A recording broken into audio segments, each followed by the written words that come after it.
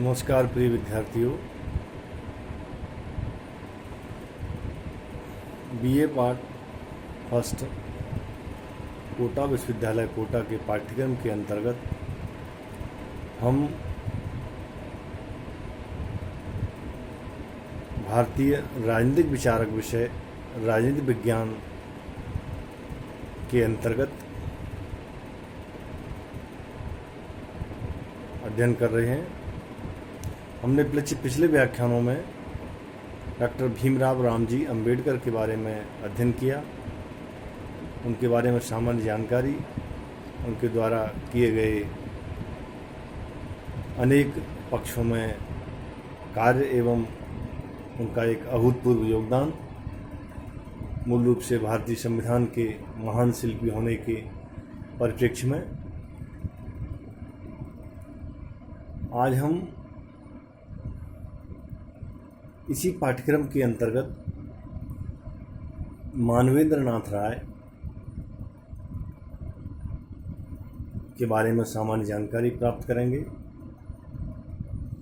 कि मानवेंद्र नाथ राय एक कैसी विचारधारा के विचारक थे। इनकी जो गिनती है वो मूल रूप से आधुनिक विचारकों की श्रेणी में की जाती है।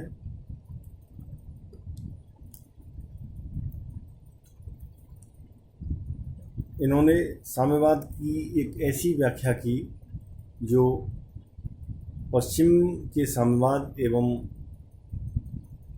अन्य देशों के परिप्रेक्ष्य में एक विचारधारा के रूप में जो साम्यवाद चल रहा था उससे थोड़ा सा अलग होने का प्रयास किया एवं उसे भारतीय संदर्भ में एक ऐसे साम्यवाद का स्वरूप प्रदान किया जो इनके व्यक्तित्व को विश्वव्यापक पैमाने पर पहुंचाने में बहुत खूबी से कामयाबी हासिल की।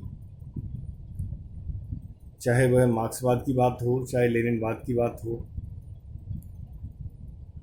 इनकी जो मानवतावादी विचारधारा थी वो अपने आप में प्रखर चिंतन की परिचय थी। इन्होंने नव मानववाद के रूप में अपना विचार प्रस्तुत किया। नव मानववाद अपने आप में एक उसी साम्यवाद का स्वरूप एवं अपने वैचारिक दृष्टिकोण के मत में अलग अलग तरीके से व्याख्याओं को इन्होंने अपने अध्यापन में लेकर के समझ के और भारतीय संदर्भ में इनसे पूर्व के भी जो विचारक हुए हैं उनसे कहीं न कहीं प्रभावित होकर के और एक ऐसा विचार दिया जो इन्हें एक अलग ही पहचान प्रदान करता है।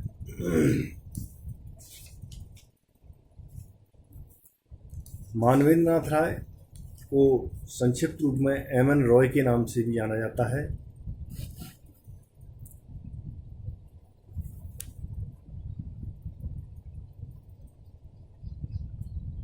इन्होंने कई समाचार पत्र अपने विचारों में लिए एवं 1950 में रेडिकल ह्यूमनिस्ट इंडिपेंडेंट इंडिया का जो 1937 में मुंबई से प्रकाशित समाचार पत्र था, 1950 में इसे बदल करके रेडिकल ह्यूमनिस्ट का नाम दिया। इनके द्वारा जो रचनाएं की गईं उनके पीछे विभिन्न राजनीतिक आंदोलनों की सक्रियता जिसमें उनका भाग लिया गया, चिंतन मनन लेखन, ये सारी बातों को समाहित किए हुए उनके मौलिक विचार अपने आप में विशेष स्थान रखते हैं। अनेक ग्रंथों की रचना की। ग्रंथों के लेखन के अलावा उन्होंने the Vanguard of Indian independence, independent India तथा रेडिकल ह्यूमनिस्ट जैसी स्वयं के द्वारा प्रकाशित पत्र पत्रिकाओं अन्य राष्ट्रीय और अंतर्राष्ट्रीय पत्रों को भी अपने लेख में लिया। इनकी जो प्रमुख रूप से कृतियां हैं, the way to durable peace, the problem of India, India in transition, revolution and counter revolution in China, fascism, its philosophy, professions and practice, historical role of Islam और मैटेरियलिज्म। अंतिम है रीजन, रोमांटिसिज्म एंड रिवॉल्यूशन। इस तरह से इनकी प्रमुख रूप से 8 कृतियां हैं।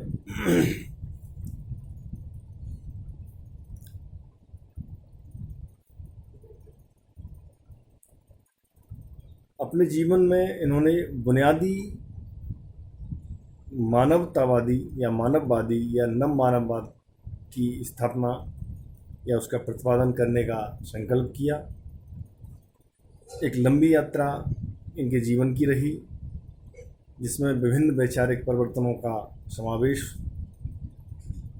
उससे प्रभावित होते हुए इन्होंने अपने व्यक्तित्व और चिंतन के बारे में अनेक इस तरह के प्रभावी स्वरूप प्रस्तुत किए। रॉय के चिंतन और व्यक्तित्व में जो विविधता के कारण हैं, उनके व्यक्तित्व पर पड़े स्थायी प्रभावों की खोज कठिन है। उनकी वैचारिक यात्रा के प्रारंभिक और अंतिम बिंदु के मध्य इतनी बड़ी खाई है कि यह कहना अत्यंत कठिन है कि उनका चिंतन, अध्ययन, संपर्क या अनुभव के किन्हीं स्थायी प्रभावों से निर्धारित हुआ था। वे स्वभाव से मूलतः विद्रोही थे। यह विद्रोह जीवन पर्यंत उनके व्यक्तित्व का सहज हिस्सा बना रहा। किसी भी व्यक्तिवाद या मताग्रह के प्रति समर्पित रहने की अपेक्षा उन्होंने निरपेक्ष, तार्किक और वैज्ञानिक विश्लेषण का मार्ग अपनाया। यही कारण था कि जब वे किसी व्यक्ति या विचारधारा से प्रभावित हुए, वे उसके साथ जुड़े अवश्य, किंतु उसके अंधानुयायी नहीं बन सके। जब उन्हें किसी व्यक्ति, विचारधारा अथवा दृष्टिकोण में अपूर्णताएं दृष्टिगत हुई, उन्होंने उसका परित्याग करने और विरोध करने में कोई संकोच नहीं किया। रॉय पर पश्चिमी विचारकों के क्रम में जो प्रभाव रहा, डिड्रो, हेरोक्लिट्स, प्रोटागोरस, हॉब्स, मार्क्स आदि का प्रभावी स्वरूप दिखाई दिया। राय मूल रूप से राष्ट्रवादी क्रांतिकारी थे। उन्हें यह अनुभव हुआ कि विदेशी आधिपत्य से भारत की मुक्ति के लिए हिंसक क्रांति को संगठित करना निरर्थक था तथा केवल राजनीतिक सत्ता के परिवर्तन से जनता की वास्तविक दशाओं में कोई सुधार नहीं हो सकता। उन्होंने स्वयं को रूपांतरित कर लिया और वे रोमांटिक क्रांतिकारी नहीं बन सके।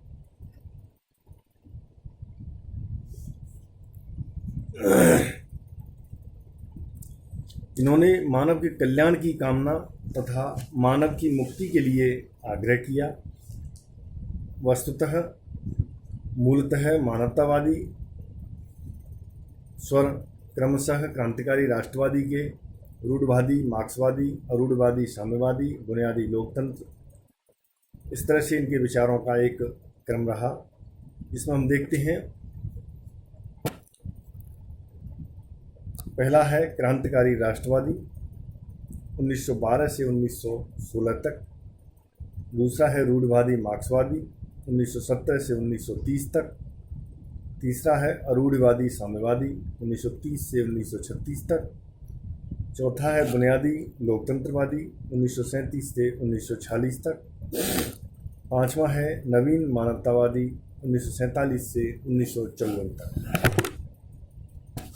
यानी 1912 से लेकर 1954 तक का इनका जो जीवन काल रहा, उस दौरान इन्होंने इन विचारधाराओं को, हालांकि ये वैज्ञानिक दृष्टिकोण से देखा जाए या दार्शनिक परिप्रेक्ष्य में देखा जाए तो ये तत्व मानव के व्यक्तित्व को, मानव के समस्त पहलुओं को प्रभावित करते हैं, उनसे पूरी तरह से संबद्ध हैं। मार्क्सवाद के प्रति जो दृष्टिकोण है उसको हम जब देखते हैं मानव के समग्र कल्याण के लिए राष्ट्रवाद एक अत्यंत संकीर्ण धारणा प्रतीत हुई। मार्क्सवाद में उन्हें मानव की मुक्ति का संदेश सुनाई पड़ा। मार्क्सवाद के प्रति रॉय का दृष्टिकोण दो चरणों में विभाजित होने लगा। प्रथम चरण में राय की वैचारिक यात्रा के उस दौर को व्यक्त करता है जब वे कट्टरवादी मार्क्सवादी थे। इसमें उनके विचारों में कार्ल मार्क्स दर्शन, सामाजिक, आर्थिक, राजनीतिक परिस्थितियों के मार्क्सवादी विश्लेषण के प्रति जो बिंदु हैं वो निकल करके आए।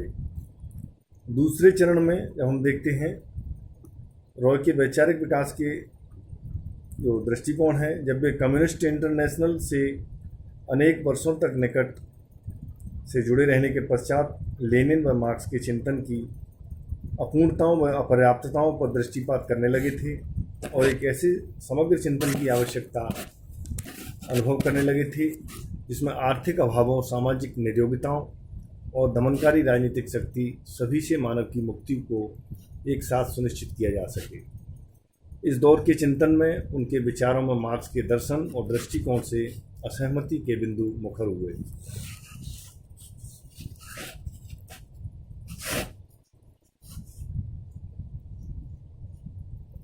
ये इनकी सामान्य जानकारी रही दृष्टिकोण की परिप्रेक्ष्य में। धन्यवाद।